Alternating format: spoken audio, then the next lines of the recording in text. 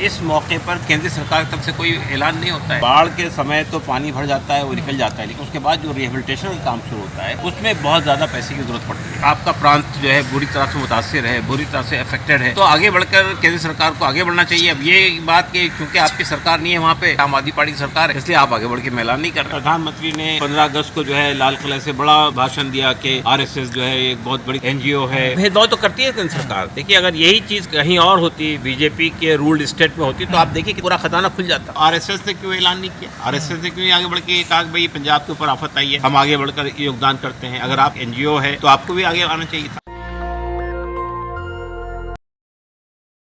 बहुत बेहतर ऐलान था और बहुत सही ऐलान था। देखिए, असल में बाढ़ पीड़ित कोई भी हो उसकी मदद करनी चाहिए। उसमें आपको ये नहीं देखना चाहिए कौन आदमी सही है, कौन आदमी गलत है, और किस आफत जिस पे भी आई है उसकी आगे बढ़कर हिमायत होनी चाहिए। और मैं समझता हूँ कि मुसलमानों ने एक बहुत बड़ा महत्वपूर्ण काम किया है कि उन्होंने ये फैसला किया कि हम जो है मोहम्मद सल्लल्लाहु अलैहि वसल्लम का जो जन्मदिन है उसको नहीं मनाकर उसका पैसा जो है वहाँ भेजेंगे। ये बहुत अच्छी बात है और हम all India Muslim personal board की तरफ से भी अब जल्द ही ऐलान करने वाले हैं। क्योंकि देखिए, बाढ़ के समय तो पानी भर जाता है, वो निकल जाता है, लेकिन उसके बाद जो रिहेबिलिटेशन का काम शुरू होता है उसमें बहुत ज़्यादा पैसे की ज़रूरत पड़ती है। और मुझे अफसोस के साथ ये कहना पड़ता है कि इस मौके पर केंद्र सरकार की तरफ से कोई ऐलान नहीं होता है, कोई बात नहीं होती है। भाई, एक आपका प्रांत जो है बुरी तरह से मुतासिर है, बुरी तरह से अफेक्टेड है, तो आगे बढ़कर केंद्र सरकार को आगे बढ़ना चाहिए। अब ये बात कि क्योंकि आपकी सरकार नहीं है वहाँ पे और दूसरी सरकार है, आम आदमी पार्टी की सरकार है, इसलिए आप आगे बढ़ के ऐलान नहीं कर रहे हैं। और फिर हम ये महसूस करते हैं कि अभी प्रधानमंत्री ने 15 अगस्त को जो है लाल किले से बड़ा यानी भाषण दिया कि RSS जो है एक बहुत बड़ी संस्था है और बहुत NGO है और बहुत काम कर रही है सोशल पे। तो RSS ने क्यों ऐलान नहीं किया? RSS ने क्यों आगे बढ़ के कहा भाई पंजाब के ऊपर आफत आई है, हम आगे बढ़कर योगदान करते हैं? अगर आप एक NGO है तो आपको भी आगे आना चाहिए था।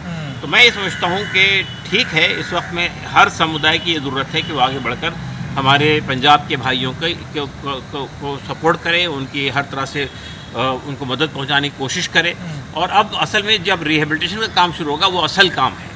तो ये खाने पीने की समुदाय जो दिया है लोगों ने, ये तो ठीक है, वक्ती तौर पर ज़रूरत थी, पूरा हो गया। लेकिन अब रिहेबिलिटेशन काम में भी लोगों को बढ़ चढ़ के हिस्सा लेना चाहिए। और हम all India Muslim personal board की तरफ से अभी फ़ौरन ही ऐलान करने वाले हैं कि पूरे देश के अंदर से मुसलमानों को इसमें योगदान है। लेकिन सर, जिन मस्जिद मदरसों को बदनाम किया जाता था, इस आफत में सबसे पहले दरवाजे उन्होंने ही खोले और सबसे पहले मदद उन्होंने ही पहुंचाई। देखिए, इससे पहले भी आपको मालूम होना चाहिए कि जब कोविड के अंदर जो माइग्रेंट वर्कर वापस लौट रहे थे आपके पंजाब से, हरियाणा से या उधर केरल से, बॉम्बे से, तो रास्ते में लंगर लगाए थे मुसलमानों ने और उनकी मदद की थी।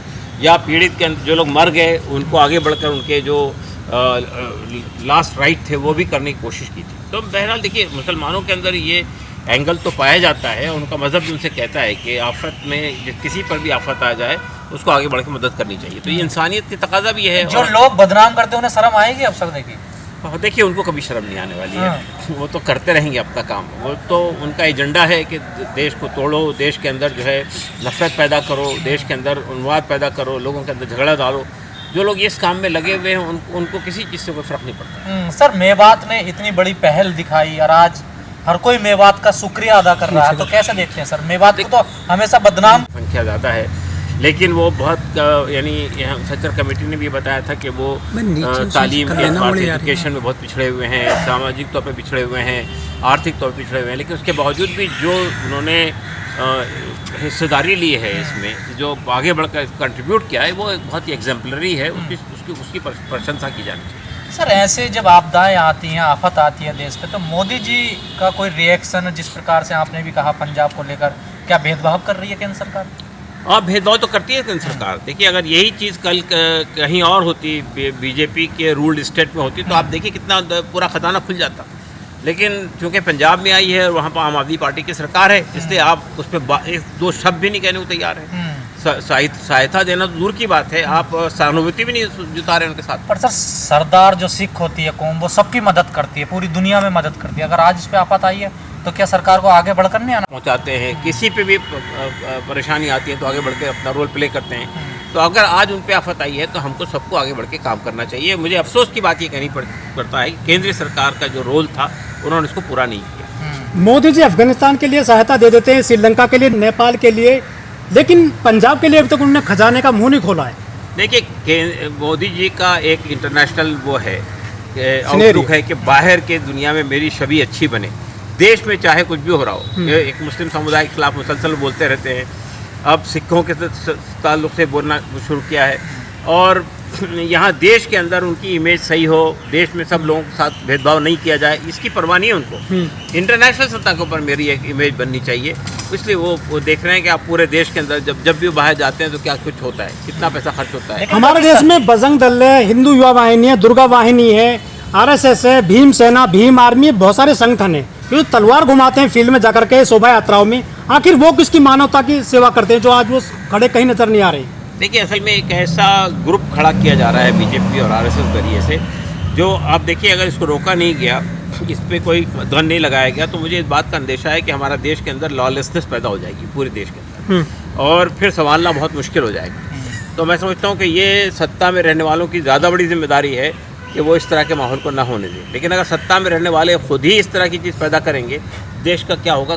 बहुत बात पाकिस्तान की आए, मुसलमानों की आए, तो जो संघ प्रमुख वो कहते हैं कि हम 3 घंटे में सीमा पर पहुंच जाएंगे, वो पंजाब क्यों नहीं जा रहे हैं? वो जो उनकी सैनिक हैं गए। लेकिन उनको ये भी पूछना चाहिए ना कि पंजाब को पाकिस्तान से इतनी दुश्मनी है तो मोदी जी दावत खाने क्यों चले जाते हैं नवाज शरीफ के पास में?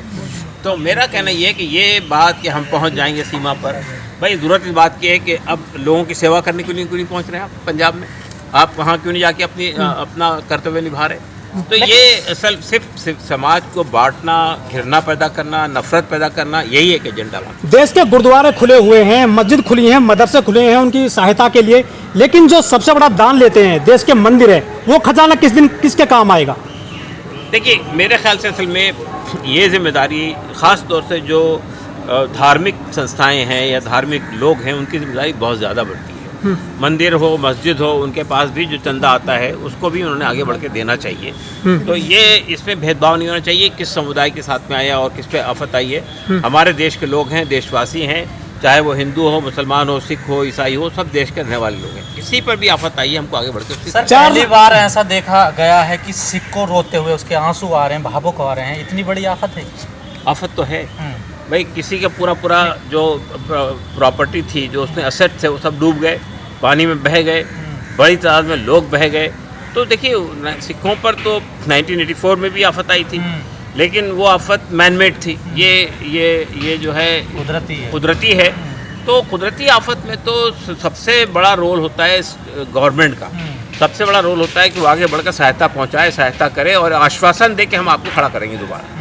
तो ये चीज़ नहीं हो रही है, गलत हो रहा है। कभी देखा नहीं गया सिख को इतना भावुक जितना इस बार हुआ है सर। नहीं तो उसकी वजह ये है ना कि जब उसका पूरा सरमाया डूब जाए, पूरी अपने जो कुछ भी आम कमाई थी ज़िंदगी भर की, वो हाथ से निकल जाए, तो उसके बाद भावुक होना ही होता। जो सरकारों को क्या करना चाहिए सर इनके लिए? देखिए मैं ये कहता हूँ केंद्र सरकार के साथ साथ जो राज्य सरकारें हैं उनको भी आगे बढ़ के आना चाहिए। हमारे देश में बीजेपी ही हर जगह रूल नहीं करती है, अपोजिशन पार्टियाँ भी है, उनके तरफ से बयान आना चाहिए। कलकत्ता, बंगाल है, झारखंड है, बिहार है, उत्तराखंड है, हिमाचल है। हाँ, मतलब एक वो सरकारें जहाँ पे बीजेपी की सरकार नहीं है, मिसाल के तौर पे साउथ की सरकारें हैं, आपके कर्नाटक है, केरला है, तमिलनाडु है, इन सरकारों को भी आगे बढ़ के कहना चाहिए कि हम आपकी इस वक्त में सहायता करेंगे। तो जब कोई राजनीतिक मुद्दा होता है तो किसान संगठन है जो हमारे देश के, चाहे राकेश टिकैत हो या और संगठन है, वो 4 लाख ट्रैक्टर लेकर दिल्ली की तरफ चल देते हैं, दिल्ली को जाम कर देते हैं, बॉर्डर सील कर देते हैं।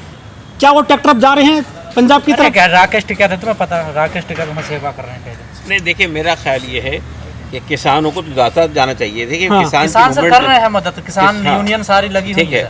किसानों की उसमें सबसे बड़ा रोल पंजाब के लोगों का था। चुनाव होते हैं पंजाब में तो मोदी जी चलाते हैं रोटी बेलने के लिए, वहाँ पलटा चलाते हैं, लेकिन वो अब नहीं जा रहे हैं, वो ट्वीट भी नहीं कर रहे हैं किसानों के लिए। मैं तो आपसे कह ही रहा हूँ कि मोदी जी को कोई सरोकार नहीं है इससे। उनको अपनी सिर्फ इमेज बिल्डिंग से गरज है, जहाँ इमेज बिल्डिंग होगी वहीं जाएंगे, जहाँ नहीं होगी वहाँ नहीं।